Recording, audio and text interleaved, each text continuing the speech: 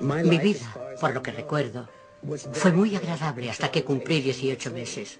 Y entonces todo se torció. Mis padres se divorciaron y me llevaron a una casa de acogida. Más tarde volví con mi madre y cuando tenía unos 5 años ella se casó de nuevo. Y su marido resultó ser un maltratador. Bueno, eso no lo sabíamos entonces. Así pues, los siguientes 10 años de mi vida fueron muy difíciles. Sufrí muchos malos tratos y también abusos sexuales. Me crié en una familia en la que me enseñaron que era una inútil, que no valía nada, que nadie me quería ni me querría jamás. Y cuando te crees estas cosas, la vida las hace realidad. En cierto momento, un vecino me violó y lo condenaron a 16 años. Había otro vecino que me acosaba. Todo esto ocurrió cuando yo era muy pequeña. Y después, cuando alcancé la adolescencia, mi padrastro dejó de darme palizas y empezó a acostarse conmigo. Esto ya no pude soportarlo. Así que me marché de casa a los 15 años. No sabía nada. No sabía relacionarme con la gente. Pero al menos ya no vivía en esa casa. Estaba muy falta de cariño, así que me iba a la cama con el primero que se mostraba amable conmigo. Al cabo de un año tuve una hija y no podía cuidar de ella. No podía ni cuidar de mí misma. Encontré una familia muy buena para la niña, una pareja infértil ansiosa por tener hijos. Viví con ellos durante los 2 últimos meses y di a luz en el hospital en su nombre. 5 días después me marché. Y lo que hice fue volver a casa. Me encaré con mi madre y le dije, no tienes por qué seguir aguantando esto. Te sacaré de aquí. Las dos nos fuimos. Pasamos juntas casi un año. Y entonces me dije, ella está bien, se ha recuperado, está en buena forma. Y me marché. Me fui a Chicago para 3 semanas, pero acabé quedándome 5 años. Luego fui a Nueva York para 3 semanas y acabé quedándome 30 años.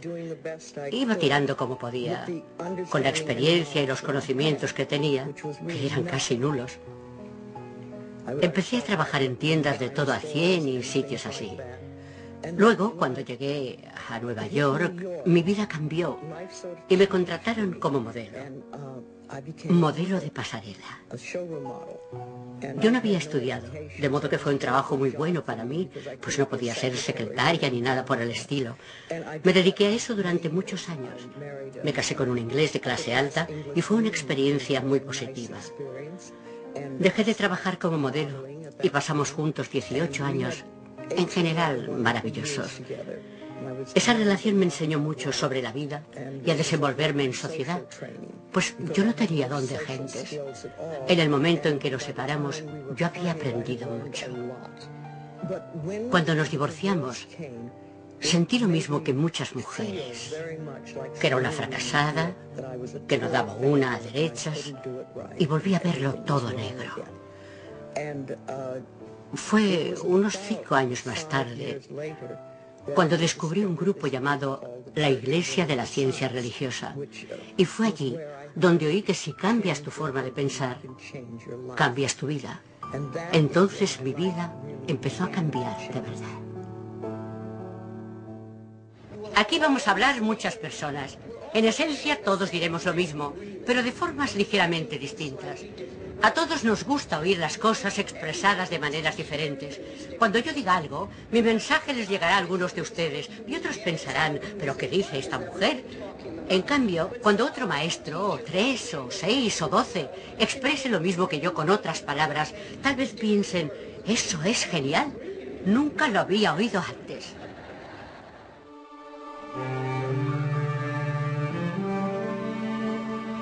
Yo vivía con mucha gente, de manera bastante inconsciente, pero sin darme cuenta de mi inconsciencia. Simplemente iba tirando y sentía a menudo que la vida me llevaba por donde ella quería, que yo era una observadora de lo que me ocurría. Vivía en un cómodo estado de aturdimiento. Mi existencia carecía de un sentido profundo y sabía que me faltaba algo, pero no sabía qué. Teníamos una gestoría. Empecé a trabajar con mi padre como aprendiz a los 16 años.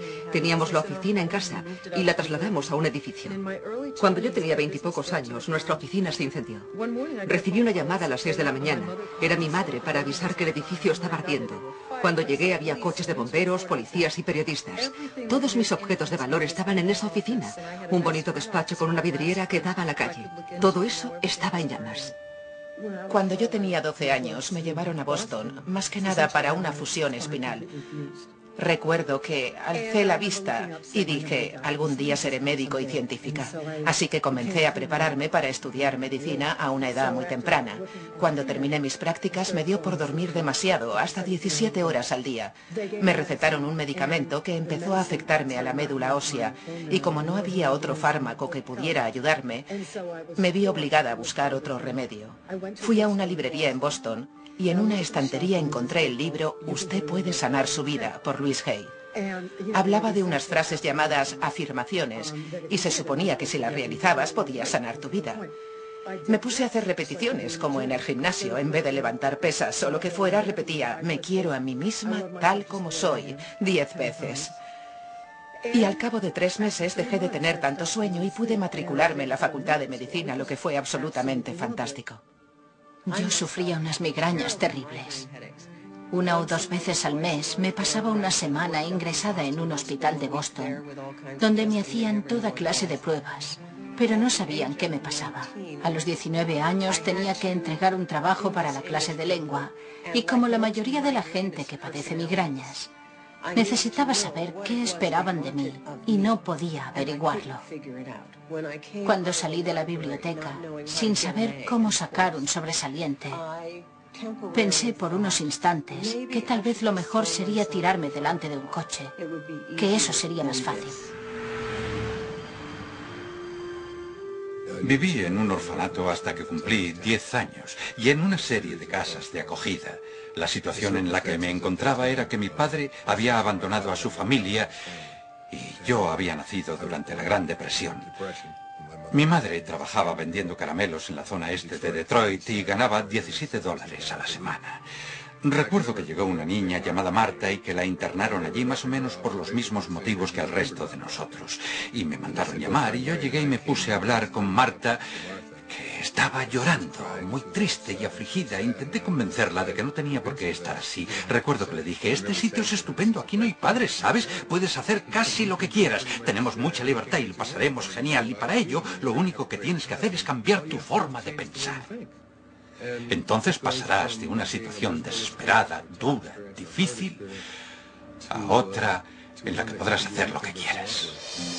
En ese momento, mientras veía arder el edificio, no estaba pensando en todo el trabajo apilado sobre mi escritorio, sino en mi padre, que estaba a mi lado.